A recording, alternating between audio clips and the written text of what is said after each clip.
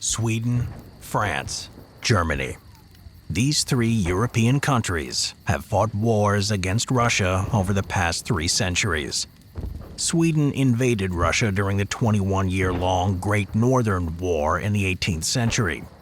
France, under Napoleon Bonaparte, invaded on the 24th of June, 1812. And Germany invaded almost exactly on the same day in 1941. All 3 wars ended with Russia's absolute victory, and the 3 invading countries saw a reduction in their territorial size, population, and influence. Why did the 3 aforementioned countries fail in their campaigns against Russia? Historians usually attribute their defeat to Russia's fierce winters, scorched earth tactics, and strategic depth, making it possible for Russians to withdraw deep inland until the invaders could no longer maintain effective supply networks for their armies. Another important factor was Russia's comparatively large population and ability to conscript a sufficient number of soldiers to wear down and repel the invading forces. The first advantage to be mentioned in most cases is fiercely cold winter weather, which the Russians are accustomed to, but which their enemies have underestimated. But Sweden is also a northern European country with cold winters. The Finns, for their part, successfully used the winter as a defensive element when Russia invaded their country in 1939. This suggests that cold weather, which affects both the attackers and the defenders in a war, might not be the main reason for the defeat of Russia's past enemies. So what are the 3 common mistakes that Sweden, France, and Germany made in their military campaigns? First of all, none of the 3 invading countries had any significant allies. During the Great Northern War, King Charles XII fought nearly alone against a coalition of enemies, including the Danish, Norwegian, Saxon, Prussian, and Polish-Lithuanian kingdoms. Although Sweden did form alliances, it was difficult to maintain them throughout a war that eventually lasted 21 years. King Charles won brilliant victories at first, but a crushing defeat at Poltava in 1709 turned the tide of the Great Northern War against Sweden. In the end, Sweden lost significant territories, and Russia emerged as a major power in the Baltic region. Napoleon Bonaparte assembled an army of over 600,000 men. About half of its ranks were filled by non-French conscripts from all over Europe.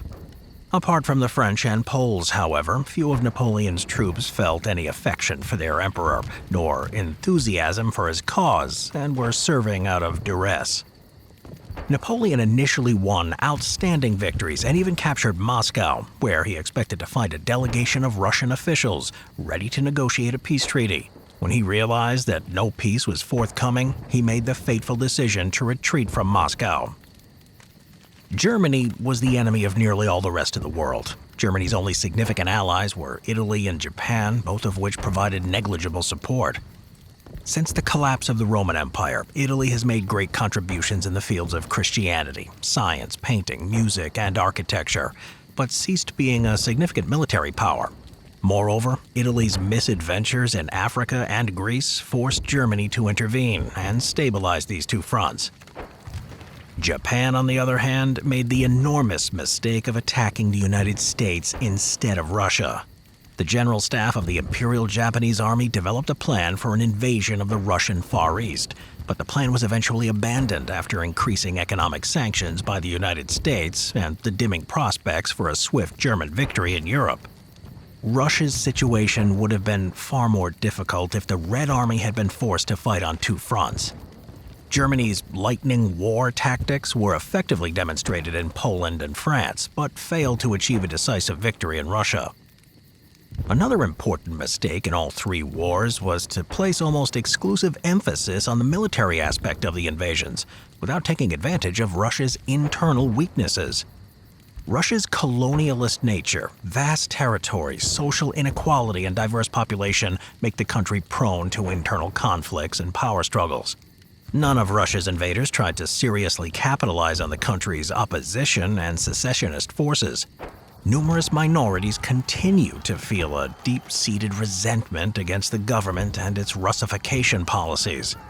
For centuries, political opposition in Russia has been largely hidden and muted due to well-founded fears of persecution, but it does exist nonetheless. Karl von Clausewitz correctly recognized that Russia cannot be conquered through traditional military means, but rather must be weakened by its own internal divisions, which in turn would make the country vulnerable to an external threat. It's worth noting that his views on Russia were shaped by his own experiences in the Russian army during the French invasion of 1812. Hundreds of thousands of Russian and other Soviet citizens served in the German armed forces, and in 1944 they officially formed the Russian Liberation Army. But that was too little and too late to prevent Germany's defeat in Russia. Millions of Russians had lost their loved ones during the Stalinist purges, and many were prepared to fight against the communists, even if that entailed being under nominal German command. The Germans, however, were consumed by their ideology and treated the Russian population badly in the territories that they occupied. Russian prisoners of war were poorly fed and used as forced labor. Many of the recruits in the auxiliary forces volunteered just to get out of prisoner of war camps, which were notorious for starving Soviet prisoners to death. It didn't take long for the Russians to loathe the Germans and to see the local communists as a lesser evil than the foreign invaders. This cruelty helped Stalin to fire up a sense of patriotism and to rally the Russian people behind him. The third mistake is that none of the aforementioned countries offered any concessions to either their enemies or potential allies. Descriptions about Sweden's campaigns in the Great Northern War provide no indication that King Charles promised anything to his enemies or potential allies. King Charles was known for his unwavering commitment to his goals and his reluctance to make concessions. Napoleon termed his invasion the Second Polish War in an attempt to gain increased support from Polish patriots who wanted the Russian part of Poland to be joined with the Duchy of Warsaw and then reestablish an independent Polish state. However, as time went on, the Polish people began to feel that Napoleon was not committed to restoring Polish sovereignty and was instead using the Duchy of Warsaw as a means to expand his own power and influence. In his book, The Campaign of 1812 in Russia, Clausewitz mentions that Napoleon tried to sow division in Russia between the government and the nobility, who had a strained relationship and often clashed over issues such as taxation, land ownership, and representation. Napoleon ultimately failed to achieve this goal, as most Russian nobles viewed the French invasion as a threat to their power, privilege, and way of life.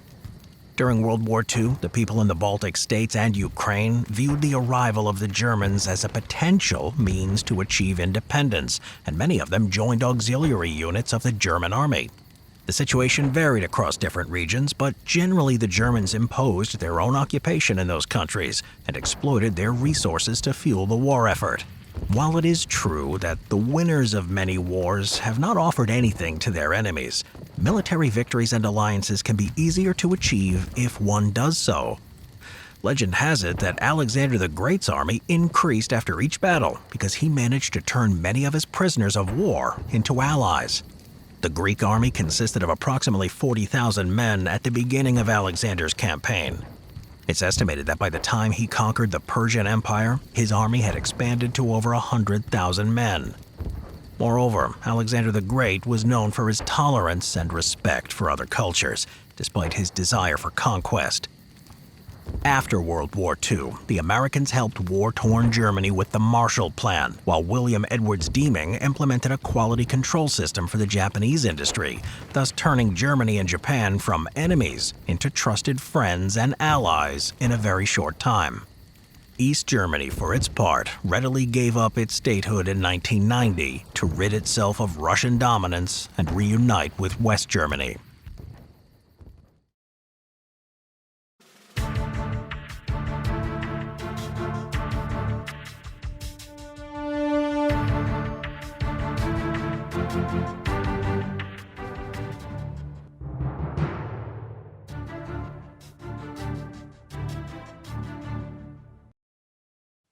Nearly everyone in the West considers Russia to be much more powerful than it really is. Decades of propaganda helped to promote this mindset. In addition, memories of lost wars lie deep in the subconscious of many Europeans. These memories are reinforced by Russia's vast territory and nuclear arsenal. In reality, Russia is actually a weak country in several respects. Key factors such as active military personnel, equipment, and training testify to a country's military strength, but it's essential to consider other factors beyond the military itself. The most important is gross domestic product. To a certain extent, GDP includes all other indicators of a country's military strength. Looking back on World War II, the fact that the combined population and GDP of the Allies was far larger than that of the Axis powers shows that it was naturally impossible for Germany to win a long war of attrition. In addition, history shows that victory can be achieved if one side has access to an entirely new kind of weapon. In World War II, it was the atomic bomb that forced Japan to surrender just a few days after the destruction of Hiroshima and Nagasaki. The same can be said about Russia today. The statistics show us that smaller countries cannot win a war against Russia on their own. The combined active military personnel and GDP of the NATO alliance, however, is far larger than that of Russia. Apart from Moscow, St. Petersburg, and a few other cities, Russia is an underdeveloped country. It's a country with low wages, low productivity, widespread institutionalized corruption, rampant alcoholism, a rundown infrastructure, and endemic domestic violence against women and children.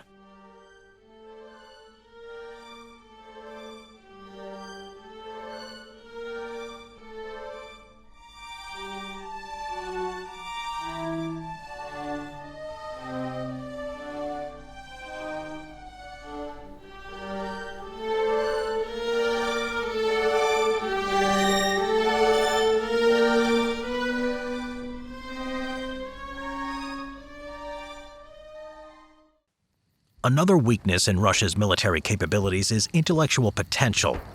It's hard to analyze it in numbers, but we can get an approximate idea by the number of distinguished scientists who have won the Nobel Prize. From 1901 to 2021, the Nobel Prize had been awarded to 398 scientists from the United States, and only 32 from Russia. Professors from Harvard University alone have won more Nobel Prizes than the entire community of Russian scientists. Russia's intellectual potential has always lagged behind that of the West, but the Russians have learned to compensate for this situation by obtaining knowledge from elsewhere. They've invited scientists from other countries to move to Russia, engaged in spying, duplicated, and even stole foreign inventions. During and after World War II, for example, the Russians dismantled entire German factories and laboratories and transported them to Russia, together with numerous scientists and their families who had no say in the matter. Geographical size is Russia's most significant component, and in this sense, the country is still impressive. Russia stretches across 11 time zones and has enormous amounts of natural resources, not all of which have been discovered. Russia's advantage of strategic depth has allowed its leaders to pursue scorched earth tactics and to draw invading armies deep into its territories until the enemy cannot maintain effective supply lines and loses the initiative on the battlefield. The last element that forms a country's military strength is ideology. Russia is very powerful in ideological terms. The political elite and its supporters espouse a peculiar pseudo-religious ideology, which has emerged over the past 500 years, and many thinkers have had a hand in creating it. It's difficult to name this ideology because it's constantly being transformed and adjusted to the times. During the communist period, for example, it was said that capitalism would soon collapse and that versions of Russian communism would be victorious across the planet. Today, it's most commonly known as the Russian world. The founder of Russia's ideology was Philotheus, an Orthodox monk who lived under the reign of Vasily III. It was around 1515 when Philotheus started writing to Vasily about the messianic mission of the Russian nation that he had envisioned, and about the absolute power with which the Tsar should be endowed. His letters are known as the Third Rome Prophecy, and the main points concern Moscow's role in the world. Pious Tsar, listen and remember that all Christian kingdoms have now merged into one, your Tsardom. 2 Romes have fallen, the third stands firm, and there will not be a fourth. No one will replace your Christian Tsardom. Philotheus was referring to the Roman and Byzantine empires, which had lost their splendor and power, but were symbols of global rule. Moscow was to carry forward the legacy of the Byzantine Empire, and it would never fall. This ambitious and unrealistic goal, dreamed up at a time when Muscovy was a small, primitive nation and when Moscow was a city of wooden huts and muddy streets, has been engraved into the thinking of Russia's governing elite ever since.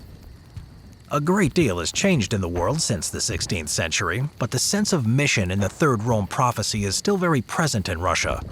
This far-reaching goal of world domination is of course never discussed publicly, especially since the collapse of the Soviet Union when Russia became significantly weaker.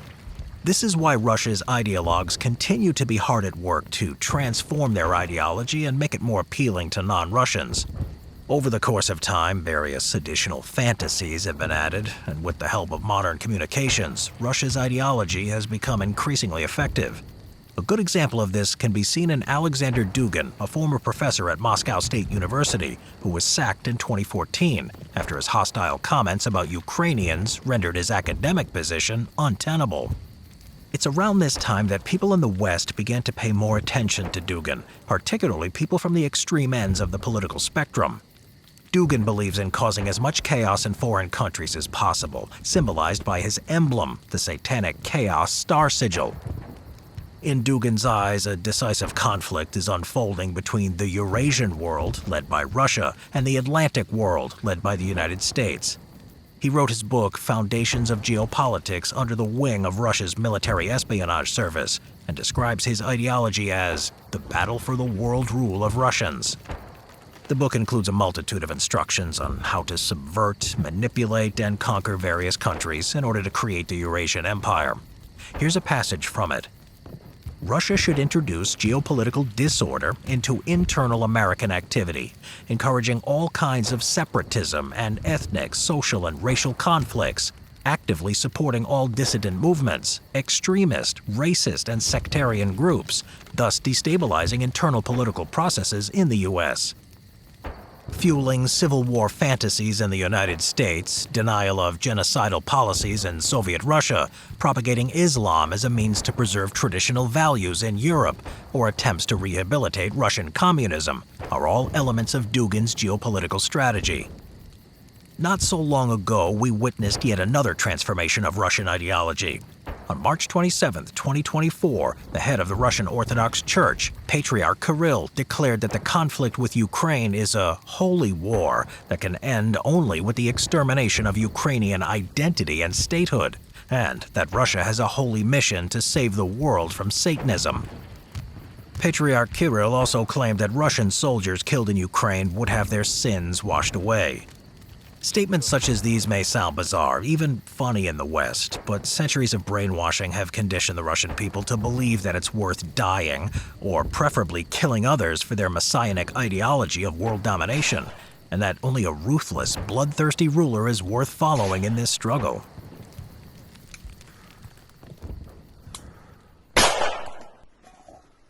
Не надо было приходить на эту землю. Это наша земля. И эти мирные жители попросили у России помощи. Мы пришли освобождать эту землю от врагов нацизма. И так будет до самого конца. Все.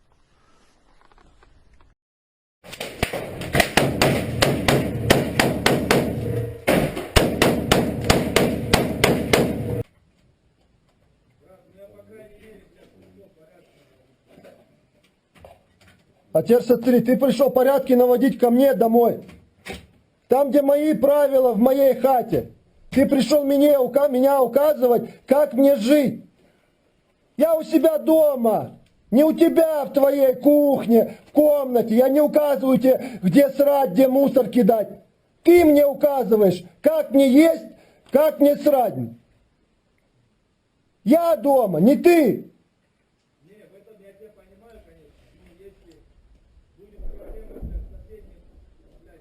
Ну как это, подумай, блядь. Ты живешь, блядь, на этаже, идешь к соседу, бьешь ему ебало, говоришь, ты, сука, жрешь неправильно, блядь. И твоя кухня теперь, сука, моя, блядь. Из-за того, что ты жрешь неправильно, блядь. Это нормально, блядь?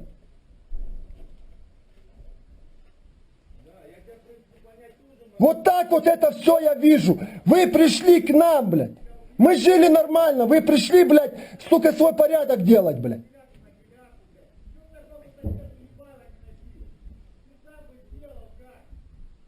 Не переживай, кому надо, мы ебало бьем, мы не стесняемся, блядь. И Януковичу тоже хотели набить ебало, блядь, только он съебал, блядь.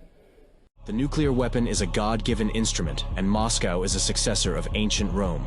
In Russia, Christianity justifies Putin's wars. Don't load the Grad without praying.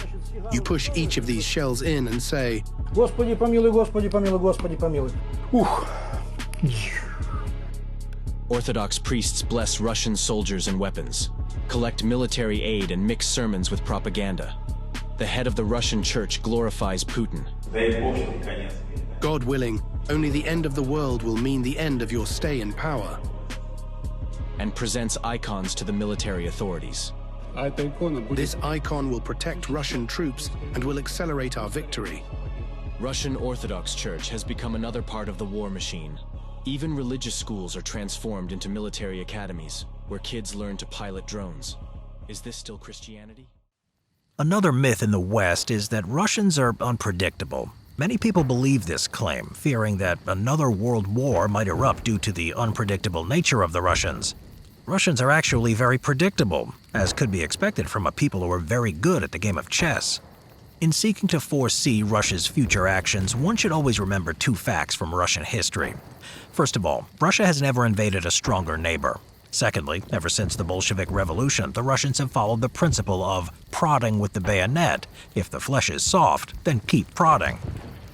Russia's strategy in pursuit of world domination is based on constant expansion, bit by bit, as soon as an opportunity arises. Empress Catherine II ruled her enormous empire for 34 years. She achieved the first partition of Poland in 1772, and during her reign Russia pushed its way into Alaska. It's worth mentioning Empress Catherine here because she cynically laid out the foreign policies of the Russian Empire in no uncertain terms.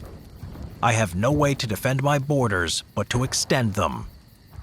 This idea had surfaced already before Catherine became empress, but no one had articulated it so clearly and distinctly until then.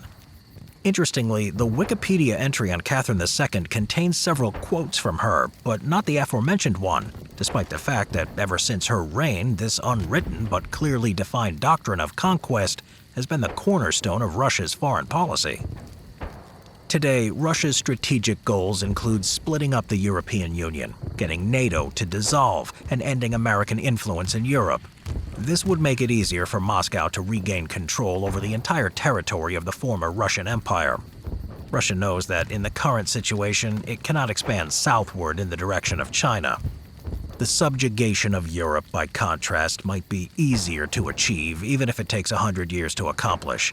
That would turn Russia into a true superpower, a mighty country with massive territory, resources, and nuclear weapons, along with Europe's advanced intellect and manufacturing capacity, might eventually be emboldened to take a further step toward global rule. Western politicians who live in security and comfort see the prospect of a Russian expansion westward as an impossible fantasy.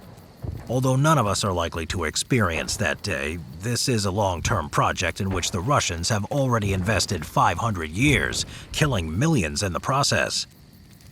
We can therefore conclude that despite its weaknesses, Russia should not be underestimated. The country's enormous territory, wealth of natural resources, and substantial arsenal of nuclear weapons still make it a force to be reckoned with. Even more important is Russia's messianic ideology, which has successfully united the Russian people against their perceived foreign enemies. Let us also recall that far weaker enemies have beaten mighty powers in the past. One of the best examples is the Spanish conquest of the Inca Empire.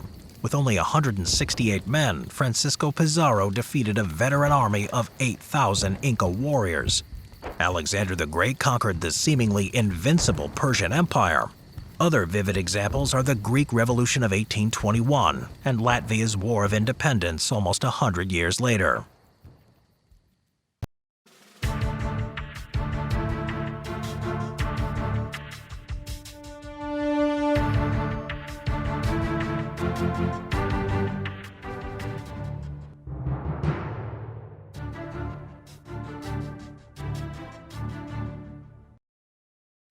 Many historians and military analysts either ignore or fail to realize that in the 20th century, Russia has actually been defeated twice in wars that are not usually termed as such.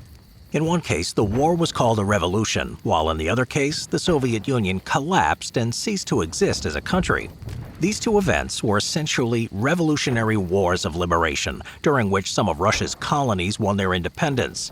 Similarly, North American colonies freed themselves of British rule during the American Revolutionary War, while the South American colonies obtained their freedom from the Spanish Empire. The Bolshevik Revolution in 1917 and the collapse of the Soviet Union in 1991, in turn, can be seen as wars against Russia. In both cases, a number of colonies used the proper strategy to free themselves of Russian rule. However, not all of them managed to consolidate their statehood, and the empire was not totally destroyed. The Russian Empire continued to exist, just as the British Empire did following the American Revolutionary War. Nevertheless, these two victories over the Russian Empire indicate how Russia can be split up. The two Russian defeats of 1917 and 1991 were not properly interpreted in the West and were not adequately used to serve Western interests.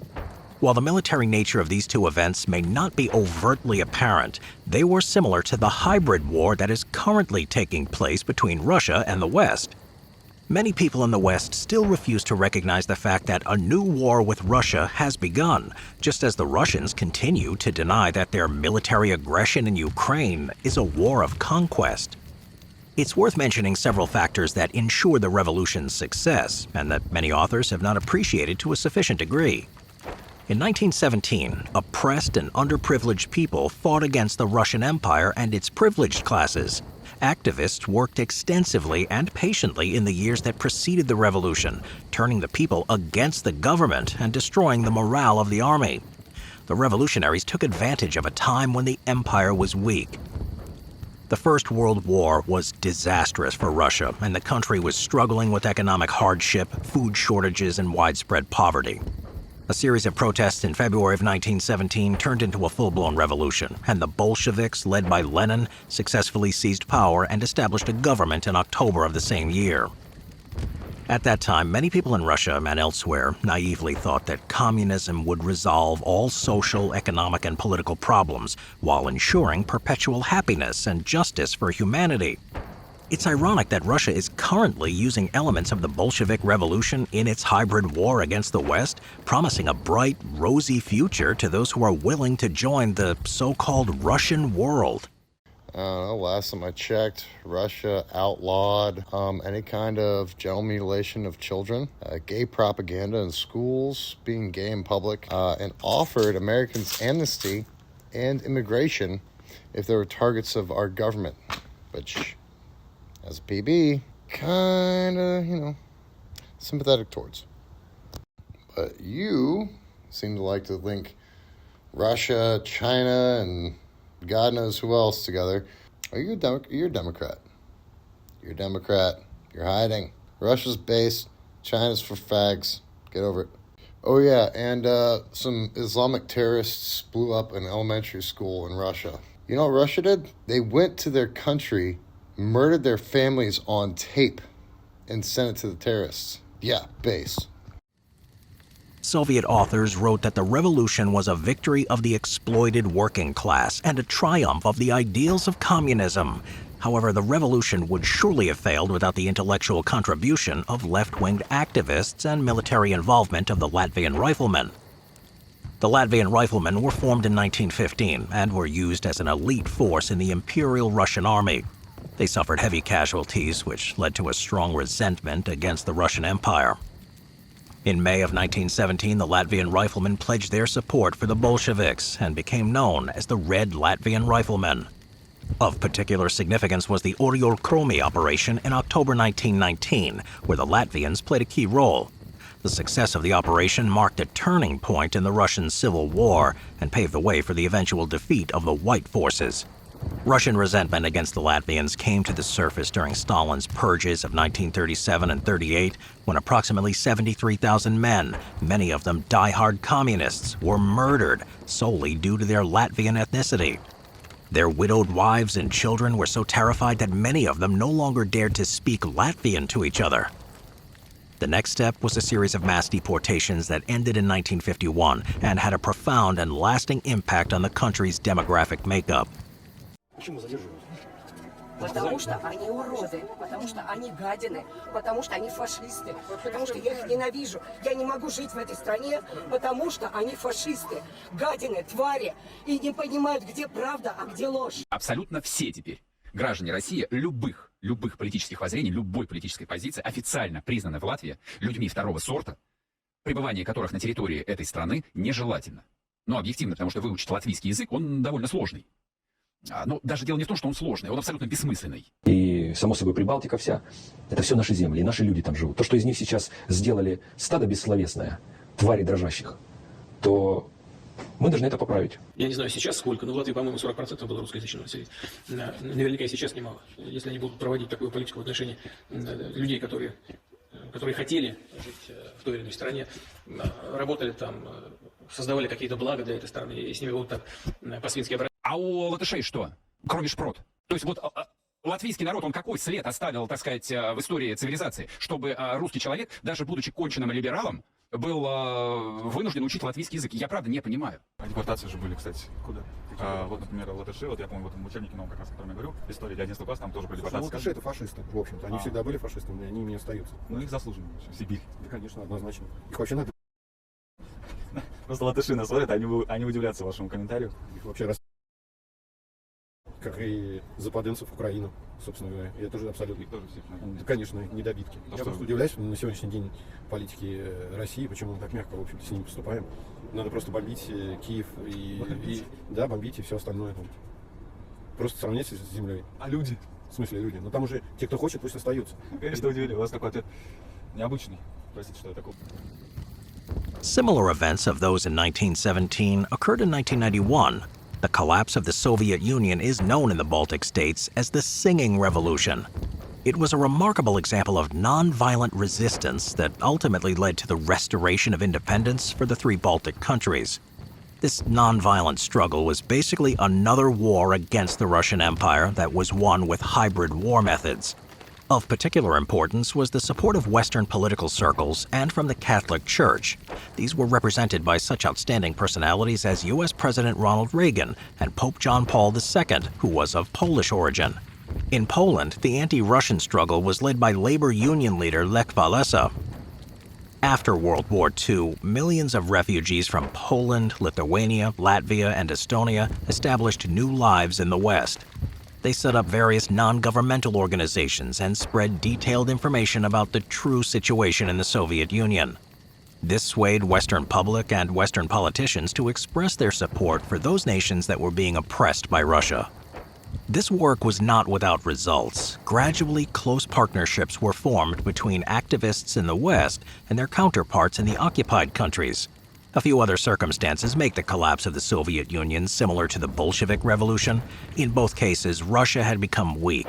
In 1917, this weakness had been brought on by the destruction of the First World War. And in 1991, Russia's economic system was on the verge of collapse due to a combination of factors, one of which was incommensurate military spending so that the Soviet Union could project the image of a mighty country, even though it lacked the resources to be a true superpower.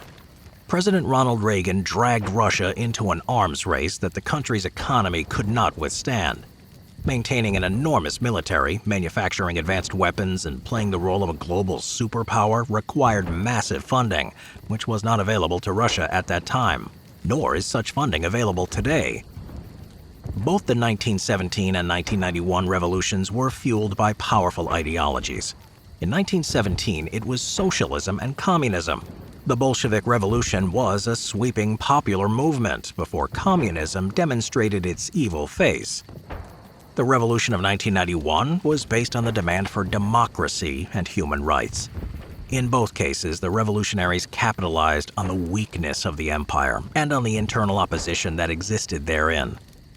As a consequence, the Soviet Union lost some of its territories, its political system changed, and it was renamed the Russian Federation. 14 colonies obtained or regained their independence. If we add Poland, East Germany, Czechoslovakia, Hungary, Romania, and Bulgaria, which were not formally part of the Soviet Union but satellite nations of Russia, then 20 nations were liberated. These were all colonies of the Russian Empire. Their residents can be seen as minorities in that empire, and they achieved Russia's partial breakup when the West and three distinguished global leaders created the necessary circumstances for that to happen. The decline of Soviet Russia was facilitated by America's containment policy, which had been recommended to the U.S. government by its long-serving ambassador in Moscow, George Kennan. Kennan was an expert on Russian history and culture. He recommended the establishment of a defensive wall of allied nations in order to prevent Russia from invading its smaller neighbors. The establishment of NATO and the arming of its member states was an important part of this strategy. Consequently, Russia was dragged into an arm race that eventually sank its economy. The campaigns of Sweden, France, and Germany show us that a direct invasion of Russia is not recommendable. In order to avoid an armed conflict with Russia, the Western alliance must be far more powerful in military terms. The West can split up the Russian Empire without an invasion. This isn't a matter of reinventing the wheel. History and even Russia's hybrid war tactics point to the ways this can be done. Clausewitz argues in his analysis of the French campaign in 1812 that Russia can only be subdued by its own weaknesses and internal dissension. In June of 2023, the rivalry between the head of the Wagner private military company, Yevgeny Prigozhin, and the Russian Ministry of Defense resulted into a mutiny that challenged President Putin's power. What followed Prigozhin's death was a large-scale purge of officials in the Russian command structure, and in February of 2024, Russia's most prominent opposition leader, Alexei Navalny, died while serving a 19-year prison sentence in a remote Arctic penal colony. His death sparked peaceful protests across the West and even in Russia, where hundreds of people were arrested.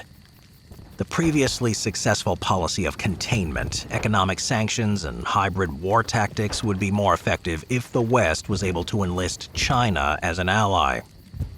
Although any agreement with China would be tricky, such a partnership is possible, as was seen in the 1972 diplomatic agreement between China and the United States.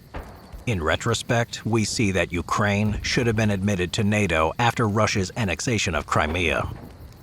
Now the West must continue to help Ukraine modernize and train its army.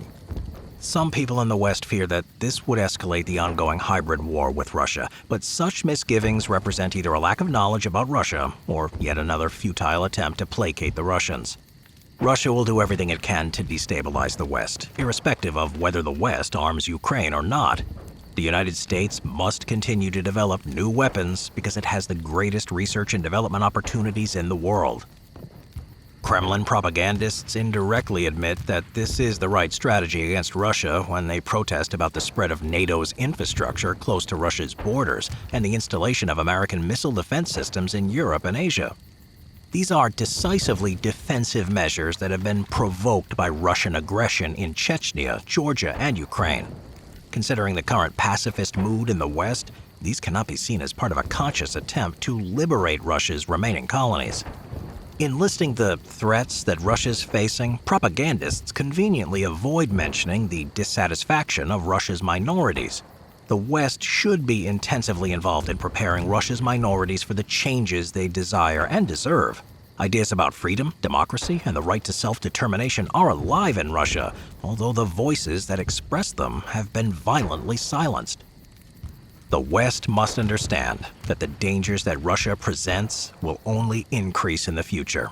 This enormous, aggressive empire should not be allowed to continue existing in its present form.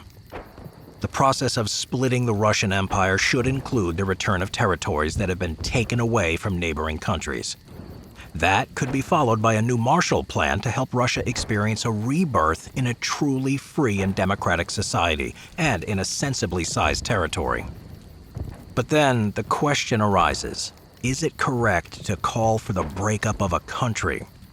Today, nobody questions that the dismantling of the British, Spanish, and other European empires was necessary and ethically justified, even though the metropolitan states strongly opposed the process when it occurred. The first step in breaking up the European empires was the independence of the United States, followed by that of other countries.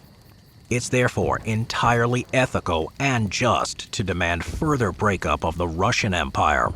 There are three fundamental reasons for that. The first is unfairness. It's absolutely unfair that the comparatively small Russian nation has grabbed such an enormous territory, which it's unable to manage rationally. Even so, Moscow's doing everything that it can to expand Russia's size even more by attacking its smaller neighbors. The second reason is Russia's colonialist and imperialist structure. Colonialism is a system that has ended elsewhere in the world and that the United Nations has condemned. The UN definition of a colony states that the occupied territory must be separate from the metropolitan state by ocean waters.